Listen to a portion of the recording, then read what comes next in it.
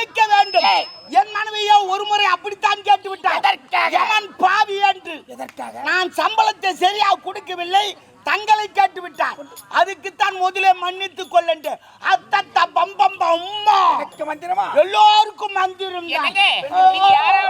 அதை பத்தி கவலை கிடையாது. நாங்க பூலோகத்துல இருந்தா எத்தனையோ ஆடவர்களை கட்டி அணைச்சிருப்போம், முத்தம் கொடுத்திருப்போம். அது போல எங்களை கட்டி அணைச்சு இவன் சொன்ன பிறகுதான் எனக்கு ஐடியா பிறக்கிறது. இந்த மானிடர்களை பிடித்து வருகிறோம், எத்தனையோ தண்டனை கொடுக்கிறோம், செக்கிலிட்டு ஆட்டுகிறோம், தூக்கில் போட்டு மாட்டுகிறோம், ரம்பத்தில் போட்டு அறுக்கிறோம், கடாயில் போட்டு வறுக்கிறோம், ஊசியிலே சொருகிறோம். இத்தனை தண்டனை கொடுக்கிறோமே, இந்த ஊரில் 2 தண்டனை புதுவா கொடுப்போமா? இவர்கள் மூவரையும் கட்டி அணைத்து முத்தத்தை கொடுத்து விடுவோம்.